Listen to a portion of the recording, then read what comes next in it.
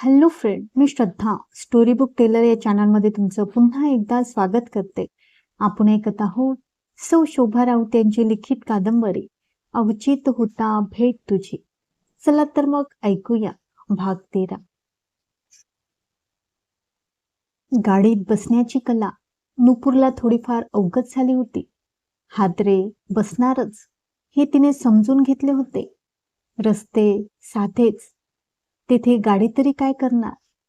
गाडी पुढे गेली की उठणारा धुळा सारेच तिला असह्य होत होते. तरीही येईल त्या प्रसंगाला तोंड देण्याची तिच्या मनाची तयारी झाली होती. सगळ्यांमध्ये गाडीत इकडच्या तिकडच्या गप्पा सुरू झाल्या. शक्तिसिंह त्या दोघांमध्ये मिसळून गेला होता आणि त्याचे आश्चर्य नुपूरला वाटत होते. ती बराच वेळ शांत बसून त्यांची होणारी बोलणी ऐकून स्वतःची करमणूक करून घेत होती. गणपतराव, इथे जवळपास बसगाडी कुठे येते? जांभूळवाडीला. जांभूळवाडीला ती कुठेशी आहे? दुसऱ्या बाजूला. इथून जाता येतं? व्हयजी, फक्त उलट फिरावं लागल आणि तासभर जावं लागलं. जाऊया. कशाला उलट जायचं? उद्या सकाळपर्यंत पोहोचू चंद्रपूरला. गणपतराव, मला आज रात्रीच पोहोचायचे आहे, पण जांभूळवाडीतून चंद्रपूरला गाडी नाही. कुठे जाते? चंदनपूरला. आनंदित होत शक्तिसिंह म्हणाला, मग तर छानच आहे. चंदनपूर वरून आसेगावला गाडी आहे, आसेगाव वरून चंद्रपूरला गाडी आहे. आता फक्त एकच, आपल्याला वेळेत गाडी मिळायला पाहिजे. काय म्हणता, मग फिरवू गाडी? होय. गणपतरावांनी गाडीवानाला गाडी जांभूळवाडीला घ्यायला लावली. शक्तिसिंह मनापासून उल्हासित झाला होता. आपण आसेगावपर्यंत पोचलो तर तेथून चंद्रपूरला कसेही जाता येईल. नुपूरलाही आनंद झाला होता. मजेने बैलगाडीत बसणे चांगले, पण एवढा प्रवास? बरे झाले शक्तिसिंहाला हे सुचले. तासाभरात जांभूळवाडी आले. तेथे चौकशी केल्यानंतर समजले अजून अर्ध्या तासाने एसटी आहे. गणपतराव, आम्ही येतो एसटीने. तुमची आम्हाला खूप मदत झाली.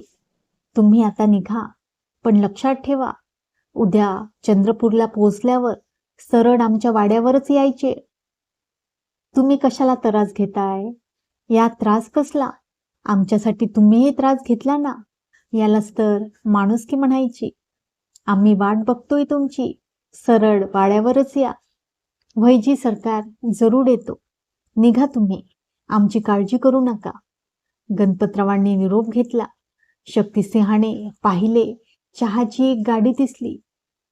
चहा घेणार? त्या गाडीवरचा? होय. नको मला, आम्ही घेतो. शक्तिसिंह चहाच्या गाडीकडे जाऊ लागले. त्याने एक कप चहा सांगितला. शक्तिसिंह चहा पिऊ लागला. बरा आहे चहा, खरेच, पिऊन बघा.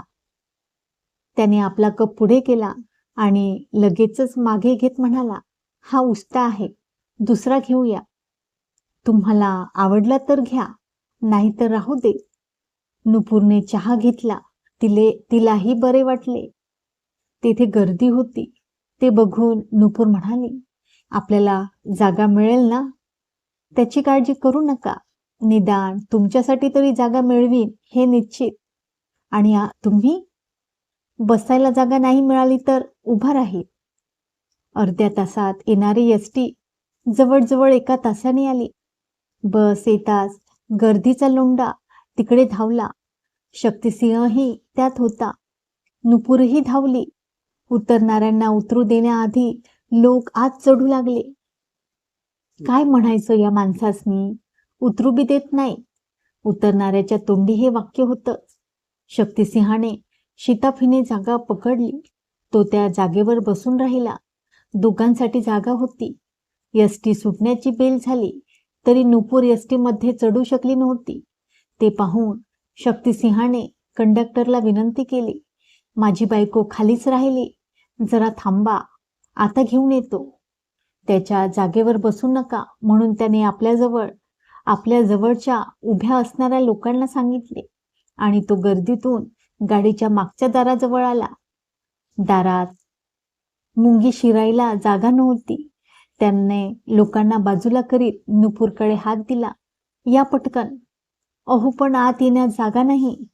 तुम्ही या तरी, जागा आपोआप होई. नुपूरने शक्तीचा हात धरला. तिने पाय बसच्या पायरीवर ठेवला. कोण जाणे तो पायरीवर होता की कोणाच्या पायावर. तीही धक्के खात गुदमरत आत आली. गाडी सुटली होती. गर्दीतून वाट काढीत धक्काबुक्की होत होतीच.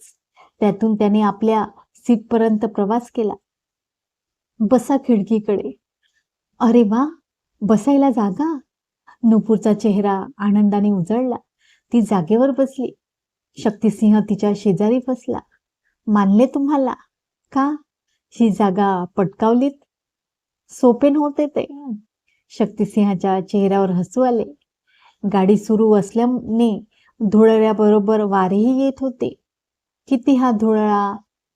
इथे बसता माझ्या जागेवर? कितीसा फरक पडणार आहे त्याने. असू दे. तिने ओढणी नाकावर धरली. गार वाऱ्याने तिचे डोळे मिटू लागले. हळूहळू तिची मान शक्तिसिंहाच्या खांद्यावर विसावली. तिला त्याची जाणीवही नव्हती. शक्तिसिंहाने एक वार तिच्याकडे पाहिले. ती शांत झोपली होती. शक्तिसिंह विचार करीत होता. 2-3 तासात चंदनपूरला आपण पोहोचू. तेथे गाडी वेळेवर मिळाली तर पुढे साधारण तेवढाच वेळ, म्हणजे घरी पोहोचण्यास रात्रीचे 10 तरी वाजतील. घरी नेहमीप्रमाणे जत्रेची तयारी सुरू असेल. तोच त्याच्या मनाने त्याला बजावले. अरे तुम्ही दोघे अशा अडचणीत असताना, तुमचा पत्ताही माहिती नसताना कुठली आली तयारी. त्याने सीटला डोके टेकवले. डोळे मिटून घेतले. विचार करता करता त्याचाही डोळा लागला. नुपूरला जाग आली. तिने डोळे उघडले आणि तिच्या लक्षात आले, आपण शक्तिसिंहाच्या खूप जवळ आहोत. त्याच्या खांद्यावर डोके ठेवून झोपलो होतो. ती स्वतःला सावरणार होती. पण का कोण जाणे, तिला त्याच्या खांद्यावरचे डोके बाजूला करावे असे वाटेना. तिच्या या विचारांची तिलाच लाज वाटली. का कोण जाणे, पण त्याच्यापासून दूर व्हायला तिचे मन तयार होईना. तिने डोळे मिटून घेतले. नुपूर विचार करू लागली. आपल्या दोघांना सुरक्षित आलेले बघून सर्वांना किती आनंद होईल. घरी गेल्यानंतर हे सर्व आईला सांगितले तर ती रडायलाच लागेल. आता आपण त्यातून बाहेर पडलोत तरीही मनाला वाटते, शक्तिसिंहासारखा सोबती असेल तर येईल त्या प्रसंगाला सामोरं जाण्याचे धाडस येईल. त्याची पत्नी आपण पाहिली नाही. माहेरी गेली आहे ती. खरीच ती किती भाग्याची आहे. तिला ह्याच्यासारखा पती मिळाला आहे. डॉक्टर पराग कसा असेल, त्याच्या अंगात असे धाडत असेल, कोण जाणे. आता या प्रसंगात तो आपल्याबरोबर असता तर त्याने स्वतःचा जीव आपल्यासाठी धोक्यात घातला असता. आपल्याला वाचवण्यासाठी एवढे कष्ट घेतले असते त्याने. तिचेच मन तिला म्हणू लागले, कशाला 2 वेगळ्या प्रवृत्तीच्या माणसाची तुलना करतेस. तुझ्या नशिबात डॉक्टर पराग आहे. तो तुला मिळणार. या विचारांनी ती स्तब्ध झाली.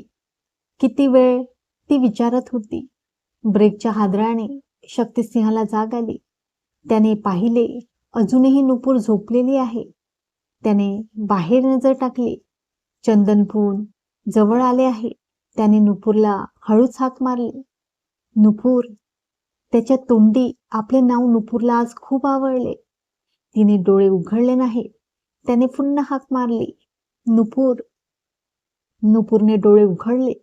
त्याच्या खांद्यावरून डोकेही बाजूला केले आणि ती पुटपुटली, सॉरी, माझ्यामुळे तुम्हाला अवघडून बसावे लागले असेल. अजिबात नाही, आम्ही आरामात झोप काढली. चंदनपूर जवळ आले आहे म्हणून तुम्हाला उठवले. नुपूरने केसावरून हात फिरवला. ती व्यवस्थित बसली. गाडीतली गर्दी अदल्यामधल्या स्टॉपला थोडी कमी झाली होती. थोड्याच वेळात गाडी थांबली. चंदनपूरला उतरणारी थोडी माणसे होती. शक्तिसिंह आणि नुपूर उतरले. शक्तिसिंहाने घड्याळ पाहिले. 3:30 वाजले होते. त्याने चौकशी केली. आसेगावची गाडी 4:30ला होती. पुढची गाडी 4:30ला आहे. तासभर आहे तर. आणि तेथून पुढे साधारण 3 तास आणि मग पुढे 1.5-2 तास. हुश्श, संपला प्रवास. नुपूर म्हणाली, तोंडी संपलाय. प्रत्यक्षात पुढचा प्रवास सुरू व्हायचा आहे. तासभर काय करायचे? जाऊया गावात. फिरायचे त्राण नाही. इथेच जवळपास फिरूया थोडा वेळ. चालेल. दोघे थोडे पुढे आले. तेथे उसाचे गुऱ्हाळ होते. उसाचा रस चालेल? चालेल काय, पळेल. आधी काही खाऊया का? इथे काय मिळणार? बघूया. टपरीसारखी 2 दुकाने होती. दोघेजण तेथे गेले. गोळ्या, चॉकलेट, बिस्किट, भडंग, चणे, फुटाणे, शेंगदाणे आणि इतर काही होते. काय घेऊ? बिस्किट? बस. थोडे फुटाणे, शेंगदाणेही घ्या. टाइमपास होईल गाडी. पुढे गेल्यावर दुसऱ्या टपरीत चहा भजी होते. चहा भजी? नको, रस प्यायचा आहे. चहा नकोच. जवळच एक माणूस घमेल्यात कोळसे फुलवून फणसे भाजत होता. त्याकडे बोट दाखवीत नुपूर म्हणाली, हे चालेल. दोघांनी तेथेच उभे राहून भाजलेली 2-2 कणसे खाल्ली. पोट भरले माझे. नुपूर म्हणाली, एवढ्याने? आता उसाचा रस घेऊ म्हणजे पूर्ण भरेल. दोघे गुऱ्हाळाजवळ आले. दोघांनी फुल ग्लास रस घेतला. या सगळ्यात पाऊण तास गेला होता. दोघे एसटी स्टँडला आले. 15-20 मिनिटात गाडी आली. शक्तिसिंहाने मागच्या वेळेप्रमाणे जागा पकडली. गाडी सुटली. पुढच्या टप्प्याचा प्रवास सुरू झाला. गणपतरावांची गाडी उद्या सकाळी कशी काय पोहोचणार? का? हेच बघा ना, मघाचे 3-3.5 तास, आताचे 3 तास, पुढे आणखी 1.5-2 तास, म्हणजे एकूण 8-8.5 तास आपण प्रवास केल्यानंतर घरी पोहोचणार. मग बैलगाडीने ते उद्या सकाळपर्यंत कसे पोहोचणार? बरोबर आहे तुमचे. बैलगाडीचा स्पीड आणि गाडीचा स्पीड, प्रवासातील तास यांची सांगड बसत नाही. आपण जो प्रवास करतो आहोत ते उलट्या दिशेने. म्हणजे आपण प्रथम चंद्रपूरपासून बरेच दूर गेलो आणि पुन्हा चंद्रपूरकडे. बैलगाडीचे तसे नाही. गावागावातून शॉर्टकटने गाडी येणार. आज बऱ्याच उशिरापर्यंत बैलगाडीने जातील ते. थोड्या वेळासाठी विश्रांती घेऊन भल्या पहाटे पुढचा प्रवास करणार. समजले? असं होय. उद्या आणि परवा 2 दिवसांची जत्रा. गाव अगदी गजबजून जाते. प्रत्येक घर सजवलेले, नातेवाईकांनी भरलेले. खूप छान वातावरण असते. शक्तिसिंह मनाने त्याच्या गावात जाऊन पोचला होता. जत्रेविषयी जिव्हाळ्याने बोलत होता. परंपरा सांगत होता. नुपूर कान देऊन ऐकत होती. त्याला त्याच्या गावाबद्दल काय वाटते ते तिला समजत होते. जयसिंहालाही गावाबद्दल असाच प्रेम असेल, म्हणून तर तो रिचाला गावातच प्रॅक्टिस करण्याबद्दल बोलतोय. शक्तिसिंह बोलता बोलता थांबला. त्याच्या लक्षात आले, बराच वेळ आपण गावाबद्दल बोललो आहे. नुपूर बोर झाले असेल. थोडा वेळ नुपूर बाहेर बघत होती. या रस्त्यावर धुळाळा नव्हता. रस्ता डांबरी होता. खाच खळगे अधूनमधून होतेच. खिडकीतून शेते दिसत होती. छान गार वारा येत होता. आज आपण घरी पोचणार म्हणून तिचेही मन उत्साहित झाले होते. आणि त्याचबरोबर यापुढे पुन्हा शक्तिसिंहाबरोबर असे राहता येणार नाही. घरी गेल्यानंतर तो त्याच्या कोशात जाईल. रिचाला सांगून तरी खरे वाटेल का की शक्तिसिंह आपल्याबरोबर चांगला वागत होता? 2-3 वेळा नको तेवढे आणि नको तसा बोलला.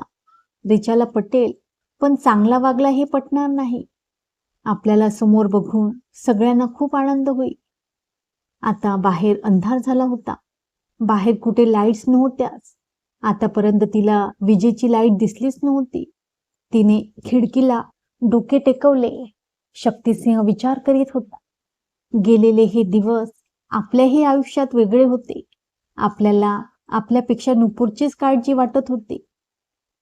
तिला जास्त त्रास होऊ नये याचा विचार आपल्या मनात होता. ती दलदलीत गेली तेव्हा आपल्या मनाची केवढी उलथापालथ झाली होती, शब्दातही सांगता येणार नाही आणि आपण ते कधी कोणासमोर व्यक्तही करणार नाही. अरे हो, उद्या गणपतराव वाड्यावर येतील तेव्हा काही करून त्यांच्या समोर न येण्याबद्दल नुपूरला सांगायला पाहिजे. नाहीतर सर्वांसमोर ते नुपूरला वहिनीसाहेब म्हणाले तर बापरे, सगळा घोटाळा होईल. जयचे मित्र समजू शकतील, पण आपल्या घरचे? या विचारात तो नुपूरला म्हणाला, तुम्ही उद्या एक गोष्ट काळजीपूर्वक लक्षात ठेवा. गणपतरावांच्या नजरेत पडू नका. का? ते तुम्हाला काय समजतात माहिती आहे ना. त्यांचा समज तसाच राहिला पाहिजे. पण ते दरवर्षी येतात म्हणे जत्रेला, तेव्हा काय? कधीतरी म्हणतीलच वहिनी साहेबांना भेटवा म्हणून, तेव्हा काय करणार? काय करू? शक्ती विचार करू लागला. मी सांगू? सांगा. पुढच्या वर्षी सांगा. नुपूर वर गेली, दुसरे लग्न केले. असले अभद्र बोलू नये, आम्हाला ते आवडणारही नाही. मग काय सांगणार? सांगू आम्ही, तुम्ही बायका मंडळीत आहात, बिझी आहात, आजारी आहात, माहेरी गेलात. ही कारणेही चांगली आहेत. एक सांगू, गणपतरावांमुळे तुम्हाला दरवर्षी माझी आठवण येणार. तुम्हाला कधी आमची आठवण येईल? मी तुम्हाला कधी विसरू शकणार नाही. माझा प्रत्येक श्वास हे तुमचे उपकार आहे. उपकाराची भाषा बोलू नका, आम्हाला राग येईल. बरे बाबा, नाही म्हणणार, तेच ठीक होईल. गाडी आसेगावला आली. इतरांबरोबर नुपूर आणि शक्तिसिंह उतरले. पुढच्या गाडीची चौकशी केली आणि शक्तिसिंहाच्या कपाळावर आठ्यांची जाळे पसरले. ते ओळखून नुपूरने विचारले, काय झाले? आपली चंद्रपूरची गाडी तासापूर्वीच गेली आहे, आता दुसरी गाडी नाही. अरे बापरे, आता हो काय करायचे? नुपूरही काळजीत पडली. बघूया काही होतंय का. दुसरे वाहन नव्हतेच तिकडे जाणारे. एखादी बैलगाडी मिळेल? आम्हाला नाही वाटत अंधारात कोणी निघेल. पंचायतच झाली म्हणायची. काहीचा विचार करून शक्तिसिंह म्हणाला, आमचा एक मित्र आहे या गावात, बऱ्याच वर्षात भेट झालेली नाही. बघू भेटतो का. नुपूरने मनोमन देवाला प्रार्थना केली. भेटू दे त्यांना त्यांचा मित्र. थोडे चालावे लागणार. नुपूर आणि शक्तिसिंह चालू लागले. या गावात लाईट असल्याने नुपूरला बरे वाटले. जवळजवळ अर्धा तास चालल्यानंतर मित्राचे घर आले. मित्र घरी होता. त्याला बघून नुपूरचा जीव भांड्यात पडला. महेश, बरे झाले तुमची भेट झाली. शक्तिसिंह घरात या. तुम्हाला दारात पाहून आमच्या डोळ्यांवर विश्वासच बसत नाही. ह्या कोण? महेशने विचारले. हे आमच्या जयच्या फ्रेंड्स आहे. असे म्हणत शक्तिसिंहाने थोडक्यात सर्व सांगितले. बऱ्याच संकटांना तोंड दिले तुम्ही. बरे वाटले, हक्काने माझ्याकडे आलात. आतापर्यंत महेशच्या घरच्यांना समजले होते. चंद्रपूरचे सरकार घरी आले. अचानक आलेल्या या मोठ्या पाहुण्यांमुळे घरात गडबड उडाली होती. पाण्यापाठोपाठ गरमागरम चहा आला. शक्तिसिंह, तुम्ही काही काळजी करू नका. आमची मोटारसायकल आहे, तुम्ही घेऊन जावा. उद्या आम्ही जत्रेला येणारच आहोत, तेव्हा परत घेऊ. थँक्यू महेश. शक्तिसिंह, तुमच्या उपयोगी पडतो हेच माझे भाग्य. द्या गाडी, निघतो आम्ही. असे कसे जाणार? तुम्ही प्रथमच घरी आला, जेवूनच निघा. जेवायला नको, उशीर होतोय. असेच जाणार? बरे वाटत नाही. पुन्हा केव्हा तरी नक्की येईल जेवायला. वचन? महेश, आमचा शब्द आहे, नक्की येऊ. महेशने गाडीची किल्ली दिली. पेट्रोल तपासून पाहिले. पेट्रोलने भरलेला एक कॅन त्यानं आतून आणला. गाडीत पेट्रोल भरले. थँक्यू महेश. तुम्ही आभार मानू नका. उद्या वाड्यावर या, भेटू उद्या. शक्तिसिंहाने गाडी स्टार्ट केली. नुपूर मागच्या सीटवर बसली. महेश आणि त्यांच्या घरच्यांचा निरोप घेऊन दोघे निघाले. गाडी चंद्रपूरच्या रस्त्याला लागली. नुपूरने डोक्यावरून ओढणी घट्ट बांधली होती. रस्ता डांबरी असला तरी खास खडगे होतेच. आजूबाजूला कोणी नाही. सगळीकडे नीरव शांतता. गाडीचाच काय तो आवाज. अर्ध्या पाऊण तासाने नुपूर त्याला म्हणाली, मी तुम्हाला धरून बसू? अवश्य, तुम्हाला जसे योग्य वाटेल तसे बसा. गाडी थांबवता? शक्तिसिंहाने गाडी थांबवली. नुपूर दोन्ही पाय बाजूला टाकून बसली. चला, आता ठीक आहे. गाडी पुन्हा सुरू झाली. शक्तिसिंह सावकाश गाडी चालवत होता. नुपूरला कसला त्रास होऊ नये म्हणून. 2 तास कसे गेले दोघांनाही समजले नाही. शक्तिसिंहाने गाडी थांबवली. तो म्हणाला, गावात प्रवेश करणार आहोत. तुम्ही व्यवस्थित बसता? नुपूर उतरली. दोन्ही पाय एका बाजूला घेऊन बसली. ठीक आहे, अगदी बरोबर. गाडीनं गावात प्रवेश केला. थोड्याच वेळा गाडी वाड्यासमोर उभी राहिली. चला तर मित्रांनो, आता इथेच थांबूया. भेटूया उद्याच्या भागात. तोपर्यंत नमस्कार.